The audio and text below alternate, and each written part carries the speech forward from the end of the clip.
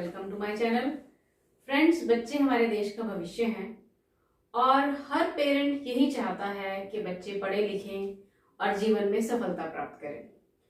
तो उसके लिए सबसे जरूरी है कि बच्चों का भविष्य सुरक्षित हो, और बच्चों का भविष्य सुरक्षित करने के लिए LIC के पास कुछ प्रीमियम प्लान्स हैं और उन्हीं में से एक खास प्लान है जिसका नाम है चिल्ड्रन मनी बैक प्लान और टेबल नंबर है 932।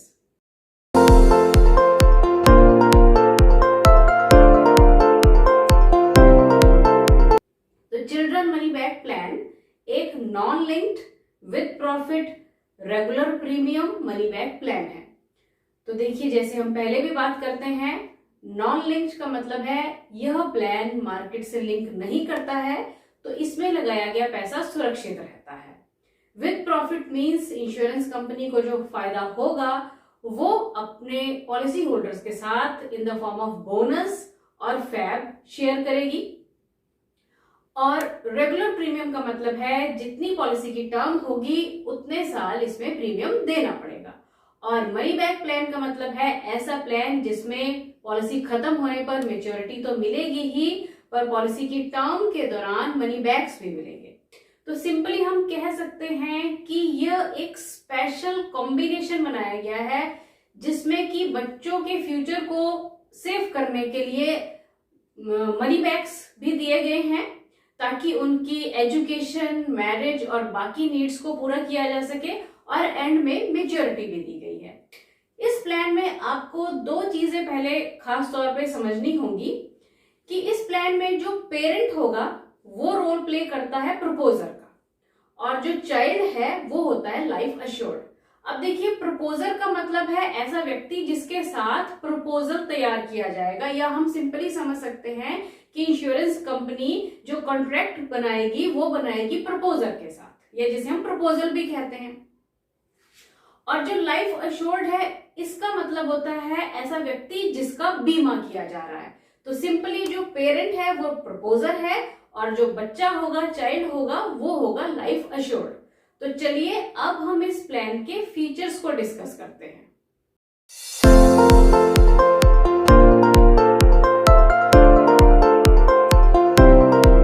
सबसे पहला फीचर है एंट्री एज।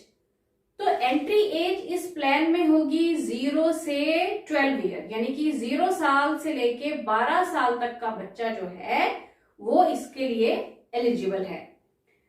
नेक्स्ट है मैक्सिमम मैच्योरिटी एज। तो मैक्सिमम मैच्योरिटी एज है इसमें 25 साल, यानी कि ये प्लान मैक्सिमम 25 साल तक ही चलता है। नेक्स्ट है पॉलिसी टर्म। तो पॉलिसी टर्म इसमें होगी 25 minus entry age of the child, यानी कि आपके बच्चे की एज जितनी है उसको 25 में से हम अगर माइनस कर दें तो वो पॉलिसी की टर्म होगी। मान लीजिए अगर बच्चे की एज जो है वो 5 साल है तो पॉलिसी की टर्म हो जाएगी 25 माइनस 5 यानी कि 20 साल। नेक्स्ट है मिनिमम सम अश्योर्ड। तो ये होगा 1 लाख। मैक्सिमम सम अश्योर्ड की कोई लिमिट नहीं है, ये इनकम पर डिपेंड करता है। नेक्स्ट फीचर है राइडर। तो देखिए, इसमें premium waiver benefit rider provided है, और मैं ये आप सभी से कहना चाहूंगी कि जब भी आप अपने बच्चों के लिए ये प्लान लें तो आप इसे हमेशा प्रीमियम वेवर बेनिफिट राइडर के साथ ही लें। देखिए, ये एक ऐसा राइडर है जिसको अगर आप अपनी पॉलिसी में लेते हैं तो अगर बच्चे का जो प्रपोजर है या जो उसका पेरेंट है उसके साथ कोई मिस हैपनिंग हो जाती है और वो इस दुनिया को छोड़कर चला जाता है, तो जो बाकी के प्रीमियम हैं वो भरने नहीं पड़ते हैं, पर बच्चे को जो सारी मैच्योरिटी और मनी बैक्स हैं वो एज इट इज मिलते हैं। तो हमेशा आप इस पॉलिसी को प्रीमियम वेवर बेनिफिट राइडर के साथ ही लें। इसके लिए आपको थोड़ा सा प्रीमियम एक्स्ट्रा देना पड़ता है। नेक्स्ट जो इसका स्पेशल फीचर है वो है date of commencement of risk. अब इसका मतलब होता है जोखिम शुरू होने की तिथि, या फिर हम कह सकते हैं कि कौन सी डेट से रिस्क कवर स्टार्ट होगा। तो देखिए, इसमें दो ऑप्शंस हैं। पहला है कि अगर बच्चे की एज 8 साल से 12 साल के बीच में है तो जो रिस्क है वो इमीडिएटली पॉलिसी खरीदने के बाद शुरू हो जाएगा।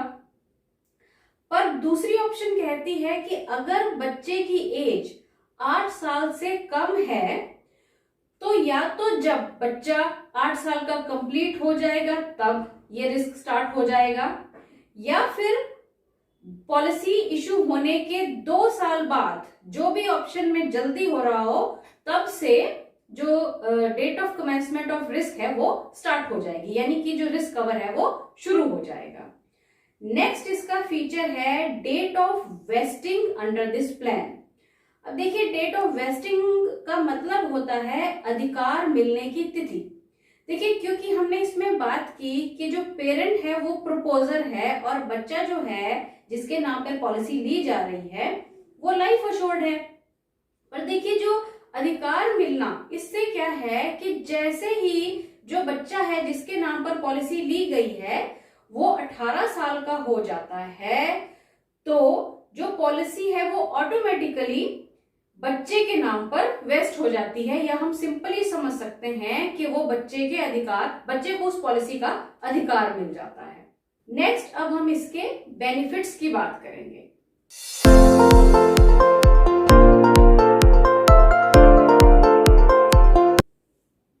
तो इसके बेनिफिट्स में सबसे पहला बेनिफिट है सर्वाइवल बेनिफिट्स। तो सर्वाइवल बेनिफिट्स को हम मनी बैक्स भी कहते हैं।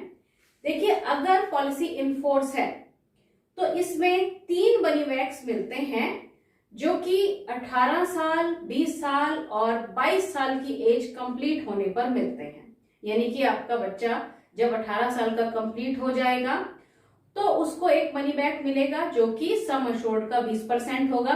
सिमिलरली जब वो 20 साल का होगा तब भी उसे 20% ऑफ सम अश्योर्ड का एक मनी बैक मिलेगा, और जब उसकी एज 22 साल कंप्लीट हो जाएगी तब भी उसे 20% ऑफ सम अश्योर्ड का एक और मनी बैक मिलेगा, यानी कि 3 मनी बैक्स जो हैं वो मिलेंगे। नेक्स्ट बेनिफिट है मेच्योरिटी बेनिफिट। देखिए, मेच्योरिटी जो है ये मिलती है जब जो बच्चा है उसकी एज 25 साल कंप्लीट हो जाती है, तो इसमें मिलेगा 40% of sum assured plus bonus plus FAB if any. Next हम बात करेंगे डेथ बेनिफिट की।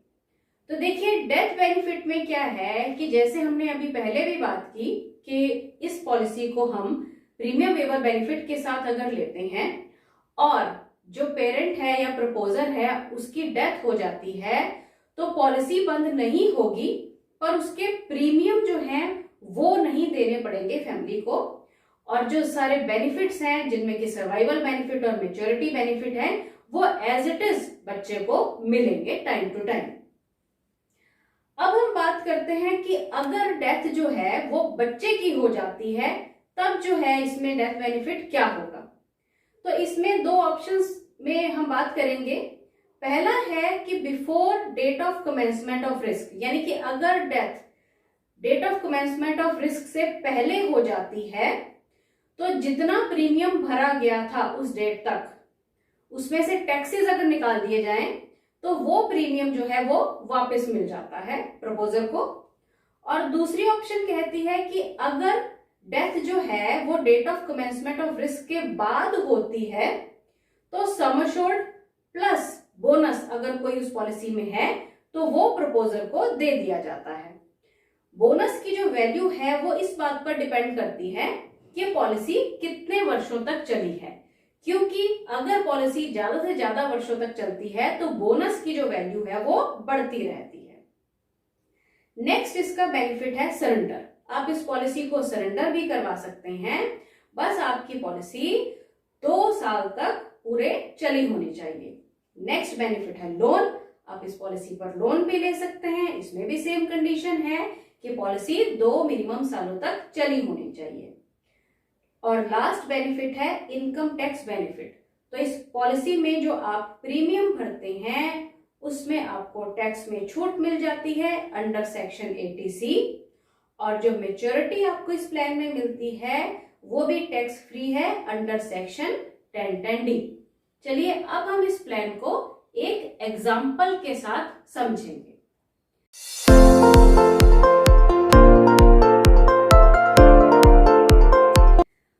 स्क्रीन पर देख रहे हैं मिस्टर राजेश, जो कि फादर हैं खुशी के। खुशी इनकी बेटी है। तो इसमें जो मिस्टर राजेश हैं वो प्रपोजर हैं और जो खुशी है वो लाइफ एश्योर्ड है। तो राजेश की एज है 30 इयर्स और उनकी जो डॉटर है जिसके लिए वो ये प्लान ले रहे हैं उसकी एज है 3 इयर्स। अब ये जो प्लान उन्होंने लिया है ये प्रीमियम वेवर बेनिफिट राइडर के साथ लिया है। इन्होंने जो अपने लिए सम एश्योर्ड चूज किया वो है 5 लाख और जो टर्म बन रही है वो बन रही है 22 साल। क्योंकि देखिए टर्म कैसे बनती है, 25 साल में से जो बच्चे की एज है उसको माइनस कर दीजिए तो टर्म आ जाती है। अब खुशी की एज है 3 साल तो 25 - 3 यानी कि टर्म हो गई 22 साल। अब इन कंडीशंस के हिसाब से अगर हम इनका मंथली प्रीमियम कैलकुलेट करते हैं तो ये आ रहा है 2104 रुपए और ईयरली प्रीमियम जो आ रहा है ये आ रहा है 24,696 रुपए। पहले साल का प्रीमियम थोड़ा सा ज्यादा आता है। अब अगर हम total approximate paid premium during the term calculate करते हैं तो इसकी वैल्यू आती है 5,43,856 रुपए। चलिए अब हम बात करेंगे बेनिफिट्स की।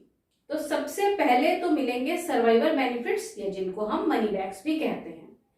तो देखिए जो मनी बैक है वो मिलेंगे जब खुशी हो जाएगी 18 साल की, दूसरा मनी बैक मिलेगा जब वो हो जाएगी 20 साल की कंप्लीट और तीसरा 22 साल कंप्लीट होने पे। तो देखिए जो मनी बैक मिलेगा वो सम एश्योर्ड का 20% मिलता है। तो सम एश्योर्ड यहाँ पर है 5 लाख। तो अगर हम 5 लाख का 20% कैलकुलेट करते हैं तो वो आ रहा है 1 लाख। तो अब खुशी को जब वो 18, 20 और 22 साल की होगी कंप्लीट तो उसे 3 मनी बैक्स मिलेंगे 1-1 लाख रुपए के, यानी कि टोटल मनी बैक का जो पैसा मिलेगा वो मिलेगा 3 लाख, 3 किस्तों में 1-1 लाख की। नेक्स्ट अब बात करते हैं मेच्योरिटी की। देखिए जब खुशी हो जाएगी 25 साल की तो उसकी मेच्योरिटी आएगी। अब मेच्योरिटी में मिलता है 40% of sum assured plus bonus plus FAB if any. तो सम एश्योर्ड है 5 लाख और अगर हम इसका 40% कैलकुलेट करते हैं तो ये आ रहा है 2 लाख।